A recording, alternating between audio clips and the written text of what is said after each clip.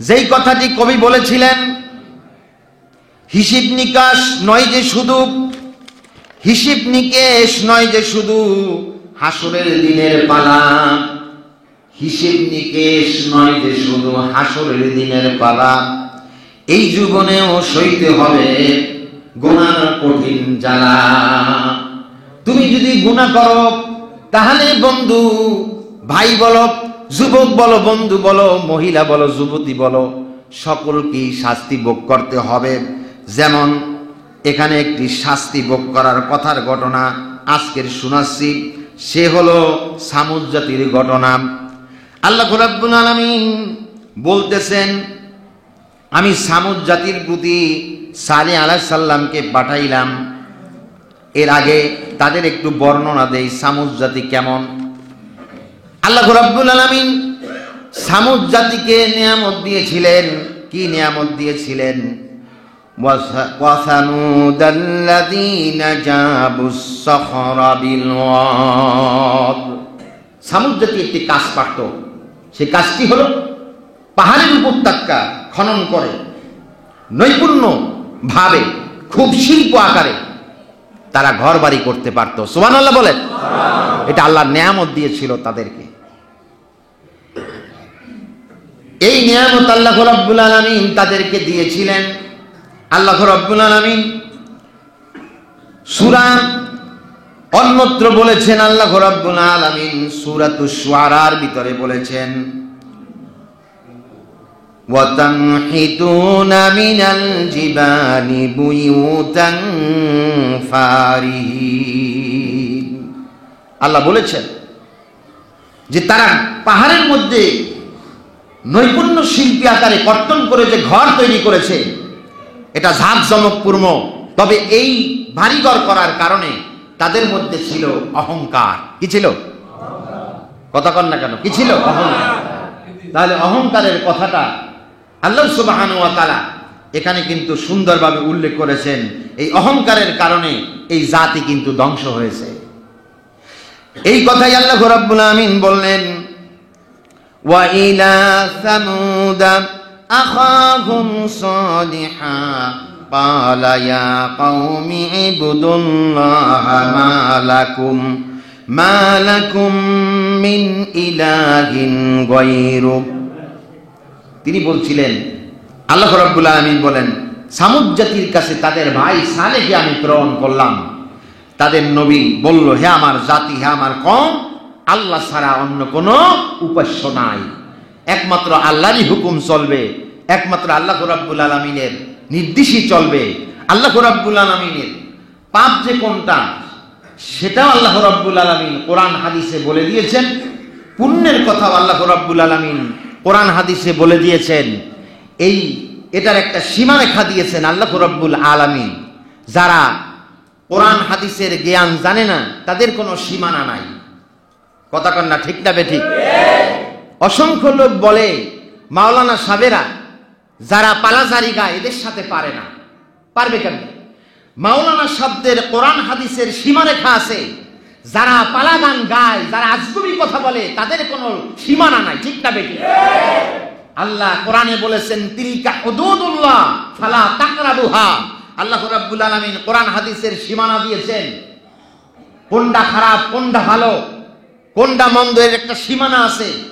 কিন্তু যারা চায়ের দোকানে বসে, যাদের ইসলামিক সামান্যতম জ্ঞান নাই, এই যারা কথাগুলি বলে বেড়ায় এবং তারা ওখানেই বলে যে আলেমদের চাইতে ওই সমস্ত লোক বেশি জ্ঞান রাখে, আমি তখন বলি নাউজুবিল্লাহি মিন যালিক। আলিমের সাথে একটা আলেম 27-28 বছর কোরআন হাদিস পড়ে তারা মুহাক্কিক হয়, মুফাসসির হয়, মুহাদ্দিস হয়, মুফতি হয়। কিভাবে একজন এইরকম আডুল্লা লোক কিভাবে একজন সেই লোকের সাথে সমান তালে কথা বলে আমার বুঝে আসে না। এটা আরো একটা সবচেয়ে গ্রেট আহাম্মক হলো সেই লোকটা। ঠিক না বেঠিক? বুঝে শুনে কথা বলতে হবে। আল্লাহ রাব্বুল আলামিন বললেন, তোমরা মূর্তি পূজা করো না, তোমাদের দাম্ভিক্য বেশি দিন টিকবে না। অহংকার করো না, তোমরা এক আল্লাহর দাসত্ব করো, গোলামি করো। কয় আল্লাহর? সামনে আগাই বসো। এক আল্লাহর গোলামি করো, দাসত্ব করো। আল্লাহ রাব্বুল আলামিন এরপরে যখন এই দাওয়াত দিলেন, তখন তারা বলতেছে, কি বলতেছে? তখন তারা বলতেছে সালেহ আলাইহিস সালামকে বলতেছে, হে সালেহ, তুমি যে পয়গম্বর, এ ব্যাপারে তোমার কি প্রমাণ আছে? সালেহ আলাইহিস সালাম বলল, এ ব্যাপারে কি তোমরা প্রমাণ চাও? কিন্তু এর আগে তারা একটা কথা বলেছিল, সালেহ, তুমি যেভাবে কথা বলো আমরাও তো সেইভাবে কথা বলি। কোরআনের ভাষায় এইভাবে বলা হলো, মা আনতা ইল্লা বাশারুম মিসলুনা, তুমি তো আমাদের মতোই একজন মানুষ। কি বলতেছে তার জাতিরা? দেখেন না? কিন্তু আল্লাহ রাব্বুল আলামিন প্রত্যেকটা মানুষকে আলাদা আলাদা বানিয়েছেন। ইচ্ছা করলেই একজন হাফেজ হইতে পারবেন না, ইচ্ছা করলেই একজন মাওলানা মুহাক্কিক হতে পারবেন না। আল্লাহ পাক স্তরে স্তর বানিয়েছে মানুষের প্রয়োজনে। ইমাম একটি পথ, এই পথটা কারো বানানো নয়, এটা বিশ্ব নবীর পথ। সুবহানাল্লাহ। সুতরাং প্রত্যেকটা জিনিসকে আলাদা আলাদা বানিয়েছেন, সকল কিছুর দরকার বিদায়। সুতরাং তারা বলতেছে, তুমি তো আমাদের মতো একজন মানুষ। এই জন্য অনেক ক্ষেত্রে দেখা যায় মানুষ এখন আলেমদেরকেও ভাই বলে, একজন আলেম তাকেও ভাই বলে সম্বোধন করে। এই সামান্যতম জ্ঞানটুকু নাই। আপনি কোরআন হাদিস পড়েন, দেখেন আপনার নাম আব্দুল কুদ্দুস, আপনার সন্তান আপনাকে বাবা ডাকে, কিন্তু আল্লাহ পাক শিখিয়ে দিতে পারলো যে তুমি আব্বা ডাকের পরিবর্তে আব্দুল কুদ্দুস ডাকো। বলছে মা বলে সম্বোধন করা হয়। রোকেয়া খাতুন নাম সন্তান কি কাউরে ডাক দেয় রোকেয়া খাতুন না মা বলে ডাকে? দাদা দাদি চাচা, এটা সম্মানজনক হিসাবে শিক্ষা দেওয়া হয়েছে। এক ছাত্র ফেল করছে, এখন বাপ কয় তুই আজকের থেকে আমার বাপ বললে ডাকবি না। বাপের নাম হইল আব্দুল জব্বার। প্রতিদিনই 10 টাকা লাগে। স্কুলে যাওয়ার সময় কয় আব্দুল জব্বার সাহেব আমাকে 10টা টাকা দেন। তাই বেয়াদব, কালকে না আব্বা বললেন যে ফেল করছি দেখা আব্বা বললা ডাকবেন না, বাপ বললা ডাকবি না, এই জন্য আমি আপনাকে বললাম আব্দুল জব্বার সাহেব। কেমন লাগে? কথা কয় কেমন লাগে? ভালো লাগে? বড় ভাইকে যদি ভাইটা না বলেন, ছোট বোন যদি আপনাকে নাম ধরে ডাকে, কেমন লাগবে? এই চোখ যার যার স্তর, চেয়ারম্যান, মেম্বার, এমপি আইলে কই জানেন না, গাজী ভাই কেমন আছেন? কই বলেন স্যার বলতে হয়। একজন ওসি আসতে কি স্যার বলতে হয়? প্রোটোকল আছে, তার পদের কারণে প্রোটোকল আছে। প্রোটোকল অনুযায়ী তাকে ডাক দিতে হবে। সুতরাং এই সম্মান দেখাতে হবে। প্রত্যেকটা মানুষের আলাদা আলাদা সম্মান আছে। জোরে কান সুবহানাল্লাহ। আল্লাহ এত সুন্দর বিধান দিয়েছেন। যাই হোক, আল্লাহ রাব্বুল আলামিন বিধান দিয়েছেন। তারা বলতেছে তুমি তো আমাদের মতো একটা মানুষ। এরপর আল্লাহ রাব্বুল আলামিন কি বললেন সেই কথা সালেহ আলাইহিস সালাম বলতেছেন, ফাআতি বিআয়াতিন ইন কুনতা মিনাস সাদিকিন। এরপর জাতিরা বলতেছে একটা নিদর্শন দেখাও যদি তুমি সত্যবাদী হও। সুবহানাল্লাহ। একটা নিদর্শন দেখাও যদি তুমি সত্যবাদী হও। নিদর্শন কি? নিদর্শন হলো কাতে বা পাহাড়ে একটা বড় পাথর আছে। এই পাথর থেকে একটা 10 মাসের গর্ভবতী উট পুষ্টি বের করতে হবে। কয় মাসের? আপনাদের অ্যাটেনশন আছে কিনা বোঝার জন্য, কয় মাসের? 10 মাসের গর্ভবতী উট পুষ্টি, আবার সেটা বাচ্চা দিবে। এই রকম যদি একটা পুষ্টি বের করতে পারো, বাচ্চাই দিবে না আবার দুধও দিবে, এরকম একটা পুষ্টি যদি বের করতে পারো, তাহলে তোমার প্রতি আমরা ঈমান আনবো। জোরে কন্যা সুবহানাল্লাহ। দেখেন আল্লাহ পাক পূর্বে থেকে শরীয়তের শিক্ষা দিলেন কত সুন্দর করে। 2 রাকাত নবী নামাজ পড়লেন, আল্লাহর পয়গম্বর 2 রাকাত নামাজ পড়ে সিজদায় পড়ে গেলেন, আল্লাহর কাছে কান্নাকাটি করে দোয়া করলেন, আয় আল্লাহ, এই জাতি এখন আমার একটি অলৌকিক শক্তি দেখতে চায়।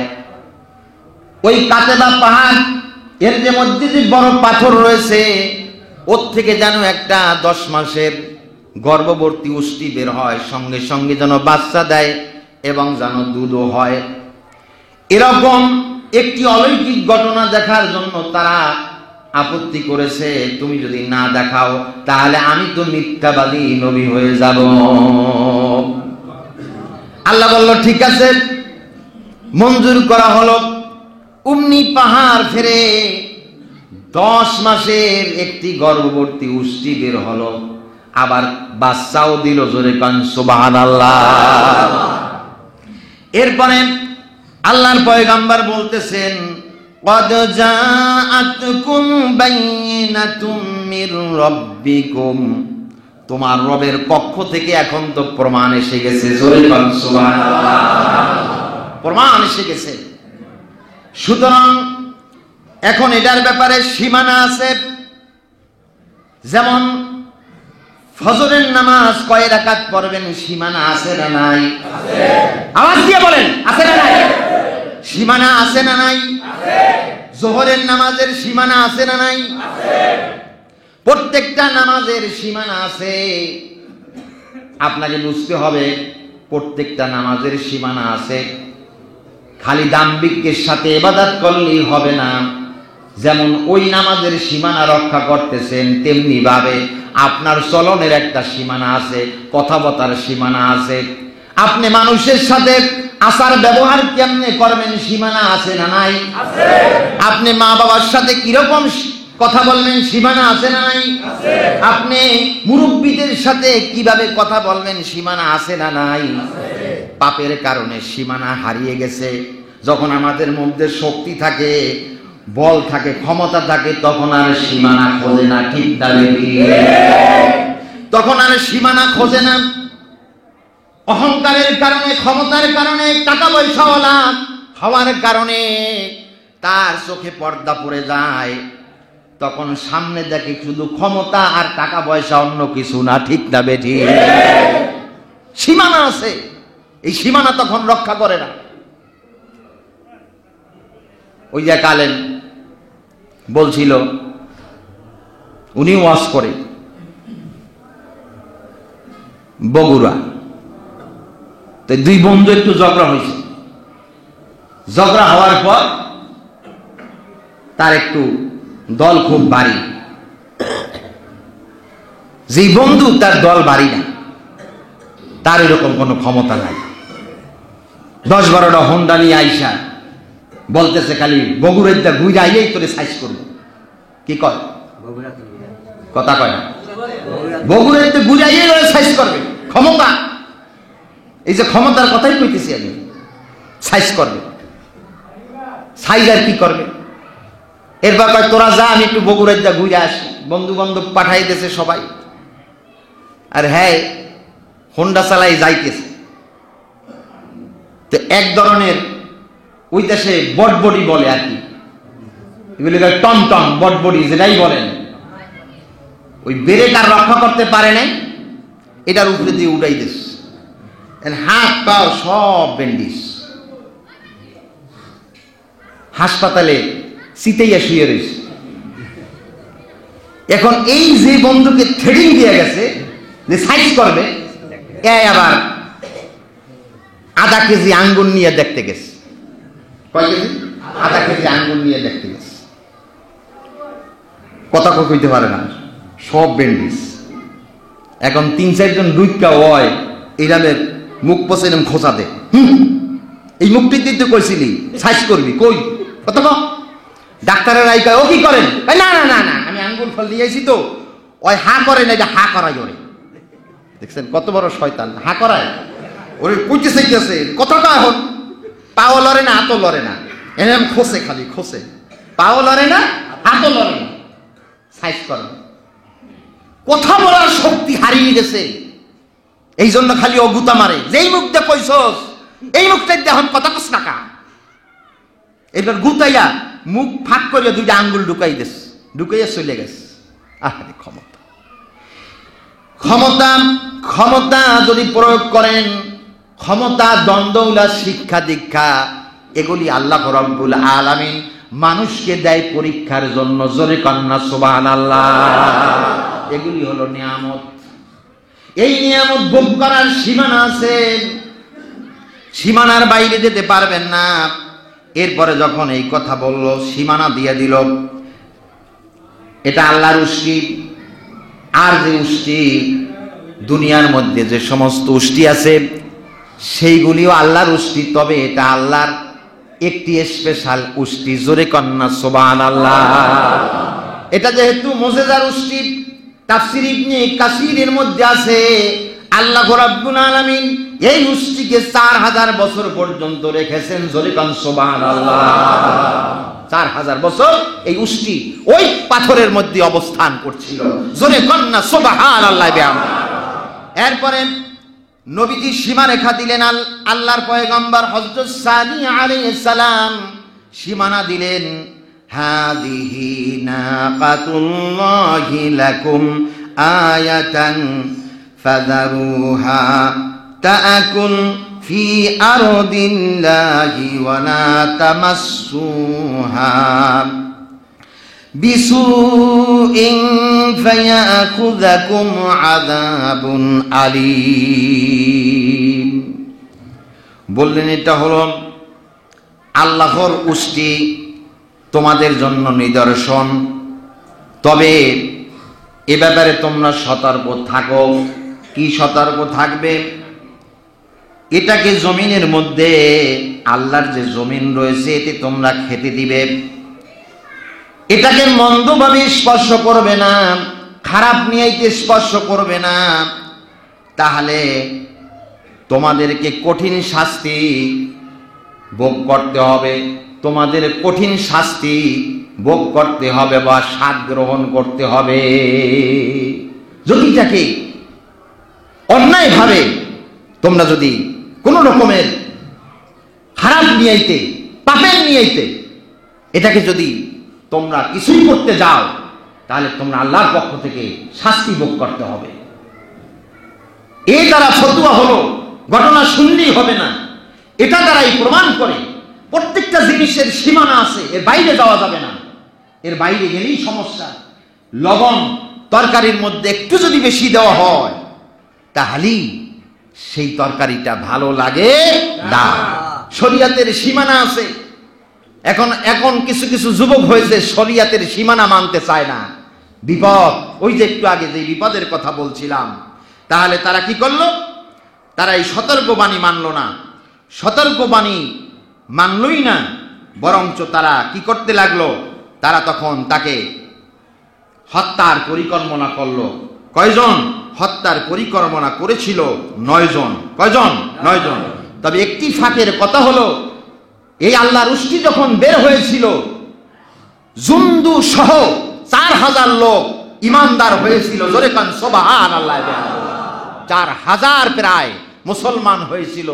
জুন্দু ছিল, তার সহযোগীরা ছিল গরিব, দারিদ্র।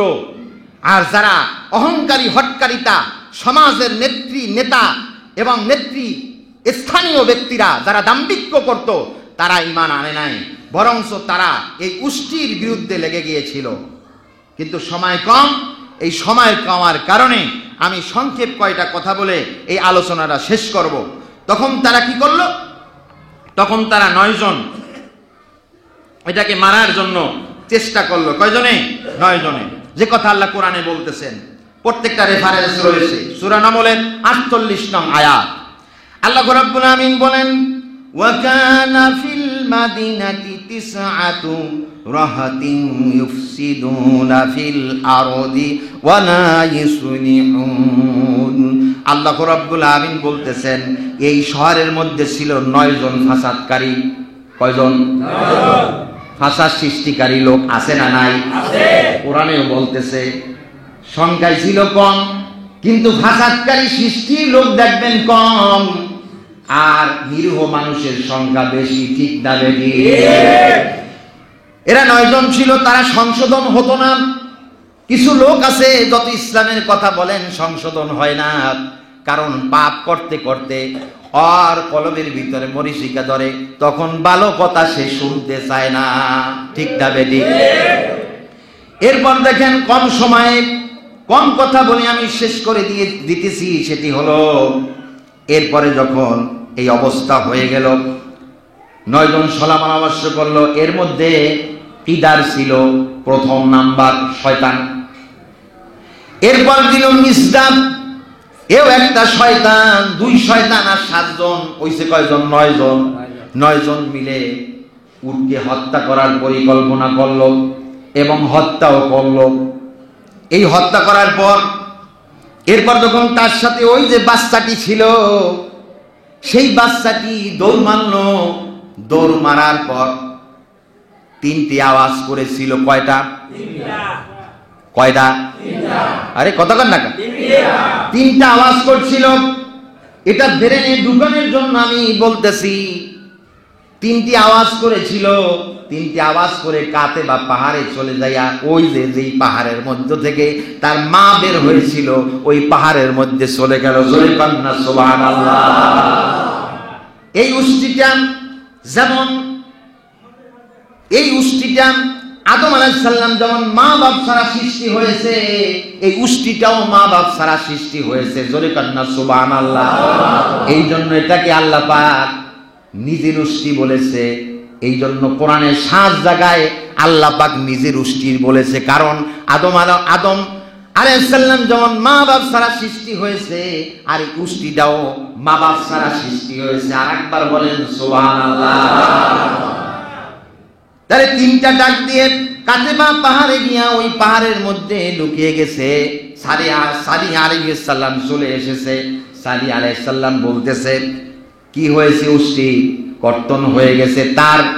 যারা তার সহযোগী ছিল, মুমিন ছিল, তারা বলতেছে উষ্টিটা তো তারা কিদার এবং মেজদা নামের আরো কয়েকজন মিলে এটাকে হত্যা করেছে। ওই সময় দৌড় দিয়েছে যেই বাচ্চাটা, উষ্টির বাচ্চাটা দৌড় দিয়েছে, 3টা আওয়াজ করেছে, তখন সে চোখের পানি ফেলে দিল। সালি আলাইহিস সালাম চোখের পানি ফেলে দিয়ে বললেন, এই জাতির উপরে এখন কঠিন আযাব হবে। কি হবে? তারা মাত্র 3 দিন বাঁচবে। ওই যে 3টা আওয়াজ দিয়েছে, সালি আলাইহিস সালাম ব্যাখ্যা করলেন 3 দিন মাত্র তারা বাঁচবে। এরপর তারা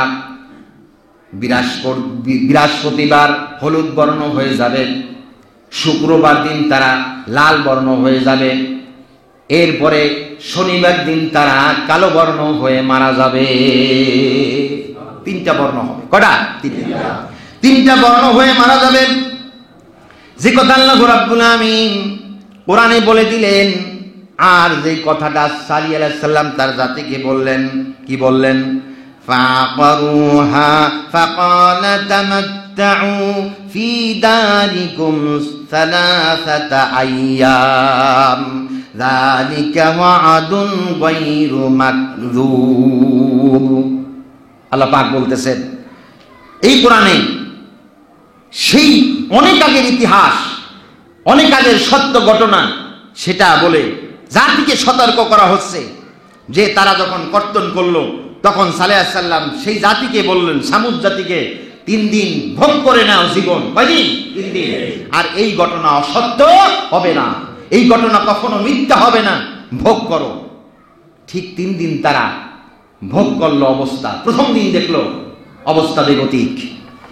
অবস্থা যখন বেগতিক, তখন তারা কিন্তু আগেই বলেছি আমি, তারা পাহাড়ের মধ্যে বাড়িঘর, নৈপুণ্য শিল্প আকারে বাড়িঘর তৈরি করে থাকতো।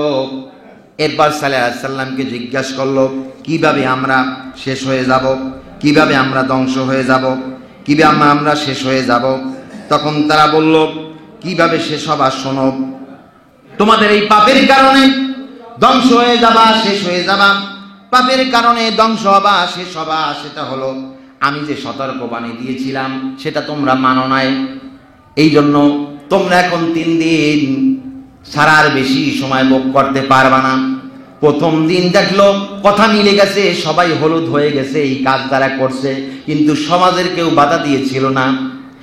এরপর যখন এই অবস্থা চলছিল তখন দেখেন উল্টো মারার জন্য সবাই গেল, বরং উচিত হলো অপরাধ করলে ক্ষমা চাইবে না। ওই যে অহংকার দাম্ভিক লোকেরা দেখবেন ক্ষতি জিনিসটা তারা ভালো মনে করে, পাপ করতে করতে ক্ষতি দেরি তারা ভালো মনে করে, ঠিক না বেটি? এই জন্য আল্লাহ রাব্বুল আমিন সেই কথা সূরাতুশ শামসের ভিতরে তুলে ধরলেন, কাল্লাবাত সামুদু বিতাগওয়াহা ইদিন বাআসা আশকাহা। সামুদ জাতির প্রতি, সামুদ জাতি সীমালঙ্ঘনের কারণে তাদের নবী সালেহ আলাইহিস সালামের উপর মিথ্যা আরোপ করলো। না, এটা হতে পারে না, তুমি অসত্য নবী। এরপরে সত্য ঘটনা দেখাইলো, এরপরে বিশ্বাস করলো না। সতর্কবাণী দিল, তাও বিশ্বাস করলো না। কত বড় শয়তানের শয়তান! এরপরে যখন ওই যেই ব্যক্তি ছিল সবচাইতে বড় হতভাগা, দেখবেন যে কোনো খারাপ কাজের নেতৃত্ব দেয় একজনে, আছে না নাই? ও কিন্তু আরগুলারে নেতৃত্ব দেয়, এই খারাপ কাজের নেতৃত্ব দেয়, ভালো কাজেরও নেতৃত্ব দেয় একজনের পর মানুষ সমষ্টিগত হয়। এটা যখন দিল, অগ্রসর হলো, فقال لهم رسول الله ناقة الله وسقياها। এরপর তাদের রাসূল বলল, এটা আল্লাহর উষ্টি, পানি পানের ব্যাপারে সতর্ক থাকো। যেই দিন এই উষ্টি পানি পান করবে সেই দিন তোমরা পানি পান করবা না।